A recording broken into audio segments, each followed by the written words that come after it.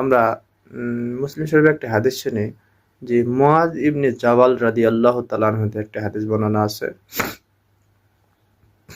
তিনি আল্লাহ রাসূল সাল্লাল্লাহু আলাইহি সাল্লামের সঙ্গে এক সফরে ছিলেন বা যাইতেছিলেন। হযরত মুআজ ইবনে জাবাল রাসূল সাল্লাল্লাহু আলাইহি সাল্লাম পিছনে ছিলেন এবং রাসূল সাল্লাল্লাহু আলাইহি সাল্লাম উটের উপর আরোহণ করছিলেন এবং উটের উপর বসা ছিলেন এবং সেই অবস্থায় যাইতেছিলেন। এমন অবস্থা আল্লাহ রাসূল সাল্লাল্লাহু আলাইহি সাল্লাম মুআজ ইবনে জাবালকে বললেন, হে মুআজ, তুমি কি আসো? মুআজ ইবনে জাবাল রাদিয়াল্লাহু তাআলা আনহু বলেন, ইয়া রাসূলুল্লাহ, আপনার খেদমতে হাজির। আবার বললেন, হে মুআজ, তুমি কি আমার সঙ্গে আসো? মুআজ ইবনে জাবাল বলেন, ইয়া রাসূলুল্লাহ, আপনার খেদমতে হাজির। যখন বারবার তিনবার যখন বললেন, মুআজ ইবনে জাবাল বলেন, ইয়া রাসূলুল্লাহ, আমি হাজির আপনার খেদমতে, আপনি বলুন।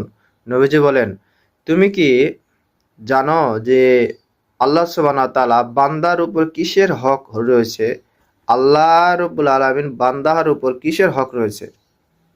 মুআজ ইবনে জাবাল বলেন, ইয়া রাসূলুল্লাহ, আমি কেমনে যাব? আল্লাহ রাসূলই ভালো জানে। নবীজি সাল্লাল্লাহু আলাইহি সাল্লাম বললেন যে আল্লাহ রাব্বুল আলামিনের হক হলো বান্দার উপর যে বান্দা আল্লাহ রাব্বুল আলামিনের সাথে কাউকে যেন শরীক না করে এবং আল্লাহ রাব্বুল আলামিনের ইবাদত করবে। এটা আল্লাহ রাব্বুল আলামিন বান্দার উপর হক। কি? বান্দা যেন আল্লাহর সাথে কাউকে শরীক না করে এবং বান্দা সবসময় আল্লাহর ইবাদত করবে। এটা হলো আল্লাহ রাব্বুল আলামিনের হক। সুবহানাল্লাহ। কিন্তু আমরা সেটা করি না।